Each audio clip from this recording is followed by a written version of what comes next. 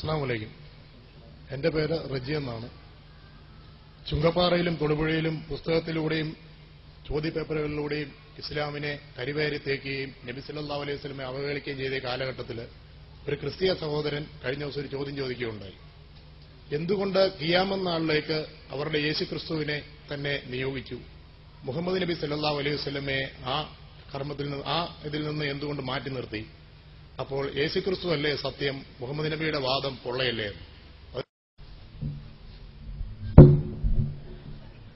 ക്രൈസ്തവ സുഹൃത്തിന്റെ ചോദ്യം,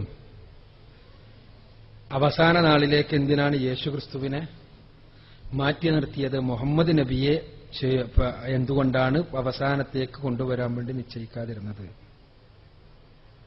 ഇതാണ് ചോദ്യം. ഈ ചോദ്യം കൂടി കഴിയുന്നതോടുകൂടി ഇസ്ലാം ആകെ പൊളിഞ്ഞ് പാപ്പർസൂട്ടാകും എന്നാണ് ക്രൈസ്തവ പാതിരിമാരുടെ വിചാരം. സത്യത്തിൽ യേശുക്രിസ്തു ഇവരുടെ പ്രവാചകനും മുഹമ്മദ് നബി നമ്മളുടെ പ്രവാചകനും ആണെങ്കിലാണല്ലോ ഈ തർക്കം തന്നെ ഉടലെടുക്കുന്നത്. യേശുക്രിസ്തു ഞങ്ങളാള്, അതുകൊണ്ട് ഞങ്ങളാൾ അവസാനം വരുന്നു, നിങ്ങളാള് കുറെ മുമ്പേ പോയി, അപ്പൊ അതുകൊണ്ട് ഞങ്ങളാള് വലുത് എന്നാണല്ലോ ഈ പറഞ്ഞതിന്റെ ഉദ്ദേശം. യേശുക്രിസ്തു ഇവർക്ക് ആരാണ് തീരെഴുതി കൊടുത്തത്? ഈസാ അലൈഹിസ്സലാത്തു വസ്സലാം നമ്മുടെ പ്രവാചകനാണ്. അല്ലാഹു സുബ്ഹാനഹു വ തആല ഇസ്ലാം പഠിപ്പിക്കാൻ വേണ്ടി ഭൂമിയിലേക്ക് അയച്ച പ്രവാചകൻ. ആ അല്ലാഹു സുബ്ഹാനഹു വ തആല യേശുക്രിസ്തു പഠിപ്പിച്ച അതേ രൂപത്തിൽ യേശുവിനെ അനുധാവനം ചെയ്തുകൊണ്ടിരിക്കുന്ന ആളുകളാ മുസ്ലിങ്ങൾ. യേശു പഠിപ്പിച്ചത് അതേപോലെ പിന്തുടരുന്ന ആളുകൾ മുസ്ലിങ്ങളാണ്. യേശു നമ്മുടെ പ്രവാചകനാണ്. യേശു പഠിപ്പിച്ചു നമ്മുടെ ദൈവമായ കർത്താവ് ഏക കർത്താവ്. മർക്കോസിന്റെ സുവിശേഷം 12-ാം അധ്യായം 29-ാമത്തെ വചനം. ക്രിസ്ത്യാനികൾ പറയുന്നു നമ്മുടെ ദൈവമായ കർത്താവ് ത്രിയേക കർത്താവ്. നമ്മൾ പറയുന്നു നമ്മുടെ ദൈവമായ കർത്താവ് ഏക കർത്താവ്. ത്രിയുമില്ല, ബഹുവില്ല, ഒന്നുമില്ല. യേശുക്രിസ്തു പഠിപ്പിച്ചു മത്തായിയുടെ സുവിശേഷം 4-ാം അധ്യായത്തിലെ 10-ാമത്തെ വചനം, നീ നിന്റെ ദൈവമായ കർത്താവിനെ മാത്രം നമസ്കരിച്ച് അവനെ മാത്രം ആരാധിക്കുക.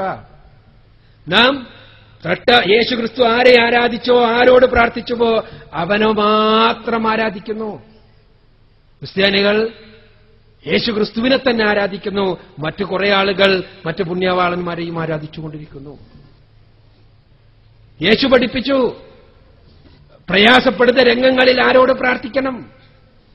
യേശുവിന്റെ ഏറ്റവും പ്രയാസപ്പെട്ട രംഗത്ത് ഈ ഗെത്സമേന തോട്ടത്തിലേക്ക് കയറിപ്പോയിട്ട് അദ്ദേഹം സാഷ്ടാംഗം നമിച്ച് കിടന്ന് പൊട്ടി കരഞ്ഞ് പ്രാർത്ഥിച്ചു. ആരോട്?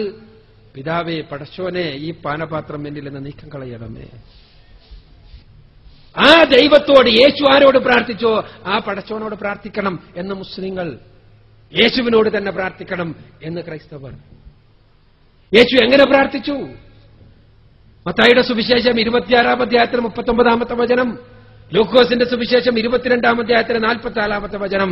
യേശു പ്രാർത്ഥിച്ചത് കൈകൾ നിലത്ത് കുത്തി, തല നിലത്ത് കുത്തി, മുസ്ലിങ്ങളുടെ ഭാഷ പറഞ്ഞാൽ സുജൂദിൽ കിടന്നിട്ട് പ്രാർത്ഥിച്ചു. സാഷ്ടാംഗ പ്രണാമം 5 നേരം നിർബന്ധമായും മുസ്ലിങ്ങൾ സാഷ്ടാംഗ പ്രണാമങ്ങൾ ചെയ്തുകൊണ്ടേയിരിക്കുന്നു യേശു പഠിപ്പിച്ചതുപോലെ.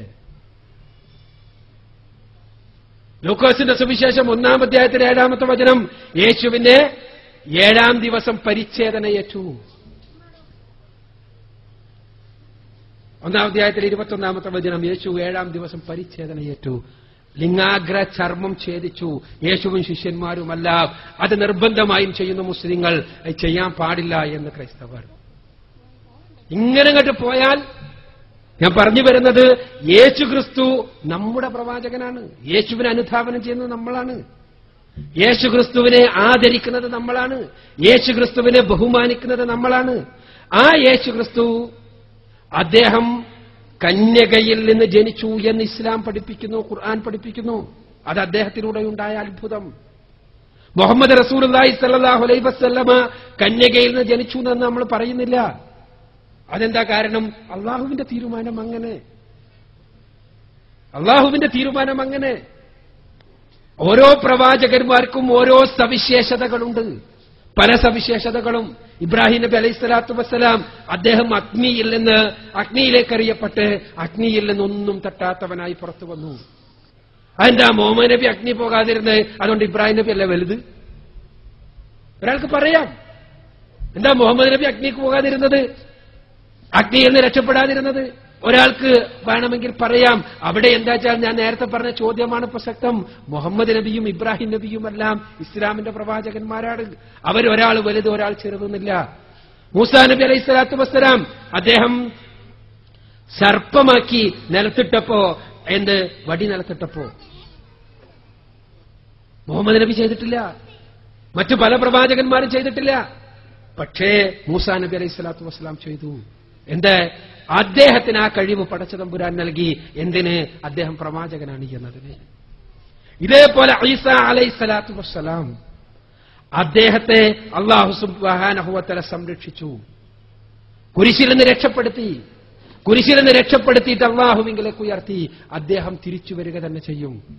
എന്തിനാ തിരിച്ചു വരണത്? തിരിച്ചു വരുന്നത് അദ്ദേഹവുമായി ബന്ധപ്പെട്ട് നിലനിൽക്കുന്ന ഏറ്റവും വലിയ പച്ചക്കള്ളം പൊളിക്കാൻ, കുരിശുടച്ചു കളയാൻ. അതാണ് ഇസ്ലാം പഠിപ്പിക്കുന്നത്. അദ്ദേഹം തിരിച്ചു വന്നിട്ട് ക്രിസ്തുമതം പ്രചരിപ്പിക്കുമായിരുന്നെങ്കിൽ ഇപ്പറഞ്ഞതിൽ പ്രസക്തി ഉണ്ടാകുമായിരുന്നു. അദ്ദേഹം എന്തിനാ വരുന്നത്? അദ്ദേഹവുമായി ബന്ധപ്പെട്ട് നിലനിൽക്കുന്ന ഒരു പച്ചക്കള്ളമുണ്ട്. അദ്ദേഹം ക്രൂശിക്കപ്പെടുക വഴി ലോകത്തുള്ള മുഴുവൻ മനുഷ്യരും പാപത്തിൽ നിന്ന് രക്ഷപ്പെട്ടു എന്ന കള്ളം.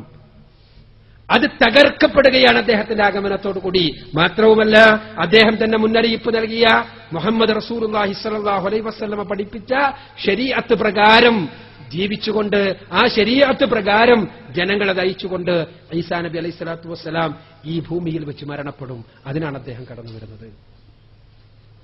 അദ്ദേഹം വലിപ്പക്കൂടുതലുള്ളയാളാണ്, സംശയമൊന്നുമില്ല. അദ്ദേഹം വലിപ്പക്കൂടുതലുള്ളയാളാണ്. മുഹമ്മദ് നബിയുടെ വലിപ്പം, ഈസാ അലൈഹി സ്വലാത്തു വസ്സലാം ഈസാ നബിയുടെ വലിപ്പം, മുഹമ്മദ് നബിക്കുള്ള വലിപ്പം. അദ്ദേഹം അന്തിമ പ്രവാചകനാണ്. അദ്ദേഹത്തിലൂടെയാണ് ഇസ്ലാം പൂർത്തീകരിക്കപ്പെട്ടത്. അദ്ദേഹത്തിലൂടെയാണ് അവസാന നാൾ വരെയുള്ള മുഴുവൻ മനുഷ്യർക്കും വേണ്ടിയുള്ള മതം പൂർത്തീകരിക്കപ്പെടുകയും വേദഗ്രന്ഥം അവതരിപ്പിക്കപ്പെടുകയും ചെയ്തത്. അദ്ദേഹം അന്തിമ പ്രവാചകനാണ്. മനുഷ്യ സൃഷ്ടികളിൽ അത്യുത്തമരാണ് എന്നത് അദ്ദേഹത്തിന്റെ സവിശേഷത. യേശുക്രിസ്തുവിന്റെ സവിശേഷത ജന്മം തന്നെ അത്ഭുതം, അതേപോലെ തന്നെ അദ്ദേഹത്തിന്റെ പോക്കും അത്ഭുതം, തിരിച്ചു വരുവതെന്ന സവിശേഷത. ഓരോ പ്രവാചകനും അതിൻ്റെതായ സവിശേഷതകളുണ്ട്. അതൊന്നും ഒരാശയം ശരി ആക്കുന്നില്ല. യേശുക്രിസ്തു കടന്നു വരുന്നത് യേശു ദൈവമാണ് എന്ന് പഠിപ്പിക്കാനല്ല, യേശു ക്രൂശീകരിക്കപ്പെട്ടു എന്ന് പഠിപ്പിക്കാനല്ല, മറിച്ച് കുരിശ് തകർക്കുവാനും യേശുവിന്റെ പേരിൽ പറഞ്ഞുകൊണ്ടിരിക്കുന്ന കളവിനെ തകർക്കുവാനും വേണ്ടിയാണ് എന്നാണ് ഹദീസുകൾ വ്യക്തമാക്കുന്നത്.